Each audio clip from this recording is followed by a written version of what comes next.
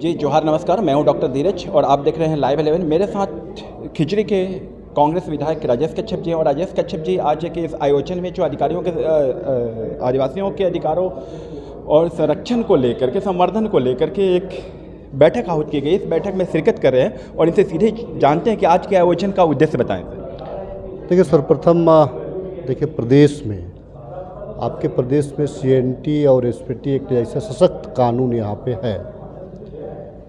यहाँ पे समता जजमेंट है, यहाँ पे पेशा एक्ट की बात हो रही है, के बावजूद यहाँ के लोगों का पलायन है, विस्थापन है और आज की तारीख में हर जगह कानूनन दृष्टिकोण से ये हारते चले आ रहे हैं। कि पत्थरगड़ी कोई गलत चीज़ नहीं है, लेकिन उनका व्याख्या गलत तरीक़ा से कराया जा रहा है। नतीजा क्या है कि कानून के नज़र में ये विलेन बन जा रहे हैं।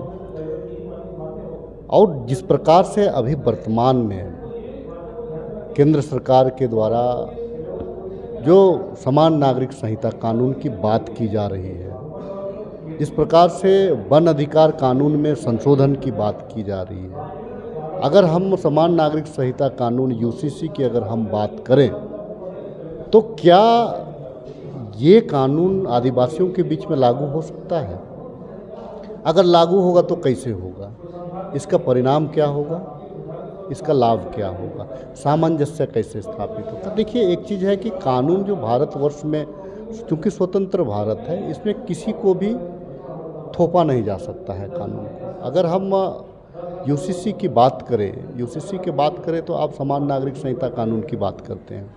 तो जो हमारा जो रूढ़िवादी व्यवस्था है, जो पहनाई व्यवस्था है, जो ट्रेडिशनल हमारा जो संस्कृति है, उसका फिर आप क्या करेंगे? राजेश कच्छप जी, आप जिक्र कर रहे थे CNT एक्ट और SPT act. CNT act, SPT act का अब तक प्रभावी कार्यान्वयन नहीं होने का क्या कुछ प्रमुख वजह और कारण मानते हैं, आप मेरे दर्शकों को बताएं। देखिए, सबसे बड़ा कारण है कि यहाँ पे थोड़ा सा जो है हमारा जो, चूँकि हमारे पास व्यवस्था है, ग्राम सभा है, के बावजूद ग्राम सभा का सशक्त अनुपालन नहीं होना, ये एक प्रमुख कारणों में से एक है।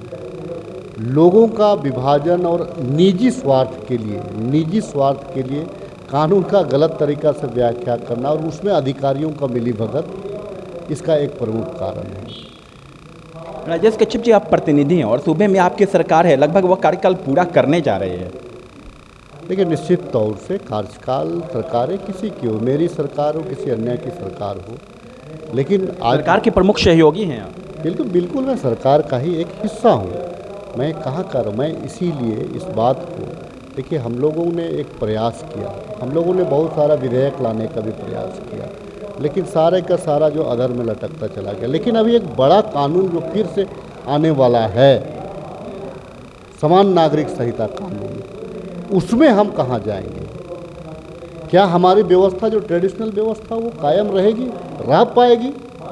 वन अधिकार कानून में अभी नया जो, देखिए, ये सारा चीज़ आप गूगल वगैरह में जाएंगे, आप उसका निचोड़ निकालेंगे तो उसमें दिखता क्या है कि आप 5 एकड़ 5 किलोमीटर के दायरे पे रहने वाले लोगों को अतिक्रमण कहा जा सकता है।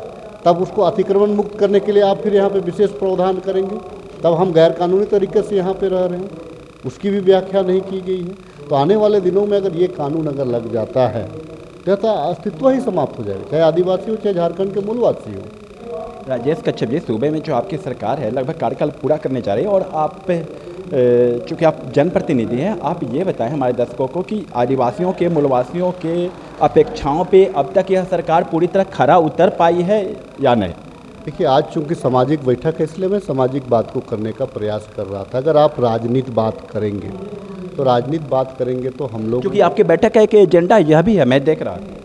देखिए, राजनीति अगर आप बात करेंगे तो हमारी जो सरकार है, देखिए, हमारी सरकार हर उस दिशा में कदम उठा रही है, चाहे यहाँ नियुक्ति से संबंधित हो, यहाँ के आदिवासी मूलवासियों को संरक्षण संवर्धन करने की दिशा हो, हम उन तमाम बिंदुओं पे हम काम कर रहे हैं। और हमारी सरकार निश्चित तौर से धीरे से ही बढ़ रही है, लेकिन पेशा पे भी बढ़ रही है।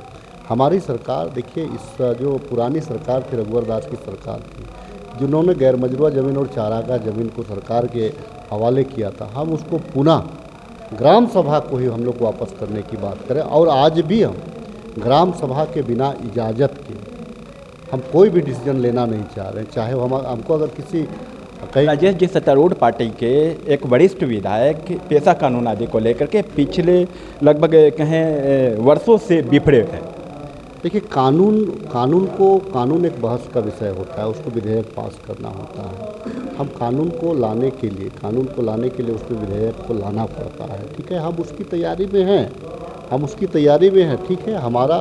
हम तमाम विधायक जो है 12 मंत्री को छोड़ करके तमाम विधायक हम अपने अपने स्तर पे अपने अपने सोच के आधार से अपने अपने क्षेत्र के आधार से हम प्रश्न डालते हैं और उस प्रश्न में बहस होती है। अगर कारगर नहीं हुई तो समिति में जाती है, वहाँ से जो सरकार को एक निचोड़ आता है तो सरकार उस दिशा में आगे बढ़ती है। आप चाहे उसमें आप देख सकते हैं कि हमारा 27% का ओबीसी का आरक्षण हो, सरना कोड हो या फिर अन्य मामले हैं हमारा, हम वो प्रश्न था, उस प्रश्न के आलोक में हमने विशेष सत्र बुलाने का पेशा भी एक यहाँ का सशक्त किया, चूँकि यहाँ पे पंचायती राज लागू है, यहाँ पे मुखिया का चुनाव हो रहा है, यहाँ पे आपका नगर निगम का चुनाव हो रहा है। तो अब इसमें जो क्या है कि आप यहाँ के जो मूल है पेशा के तहत उसका अनुपालन हो रहा है कि नहीं हो रहा है।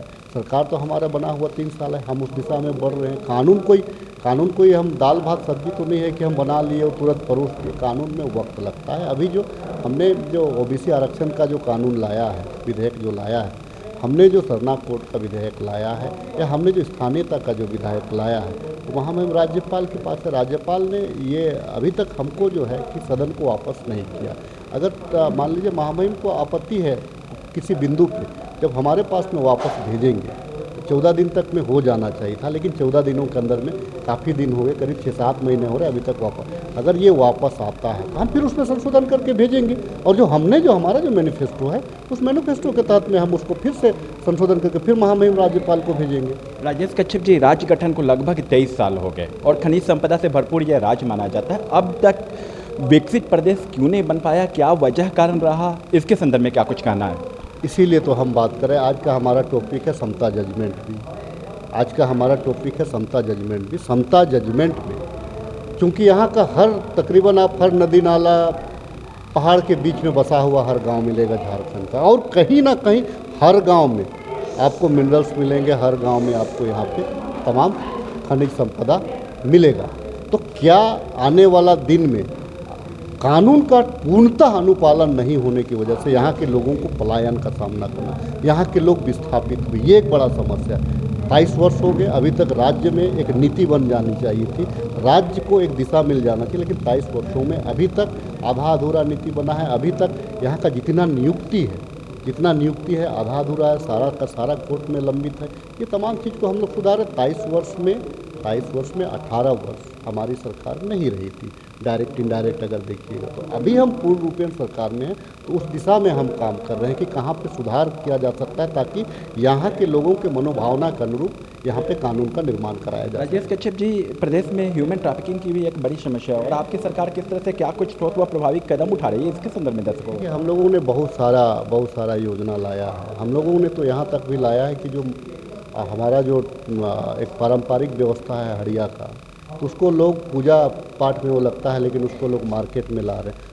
हम लोगों ने तो रोज़गार के लिए उनको भी जोड़ने का प्रयास किया, उनके लिए भी हमने बजट दिया है, उनके लिए भी एक हमने नीति बनाई है, लेकिन उसके लिए लोगों को जागरूक करना जरूरी है। देखिए, यहाँ का जो पलायन है, यहाँ का पलायन एक बड़ा गंभीर मसला है, यहाँ का विस्थापन एक गंभीर मसला है। उन दिशा में सरकार को काम करने की, तो हमारी सरकार आने वाले दिनों में आप देखेंगे, आने वाले दिनों में उस दिशा में कदम बढ़ा रही है। ये थे हमारे साथ कांग्रेस के विधायक राजेश कच्छप, खिचड़ी से जनप्रतिनिधि हैं, जिन्होंने बड़ी साफ और स्पष्ट शब्दों में यहाँ के जो मूलवासी हैं, आदिवासी हैं, उनके संरक्षण और संवर्धन के लिए सूबे की सरकार द्वारा उठाए जा रहे ठोस और प्रभावी कदमों के बारे में विस्तार से बताया। बाकी खबरों के लिए आप देखते रहे लाइव 11। मैं डॉक्टर धीरज, रांची, झारखंड। धन्यवाद।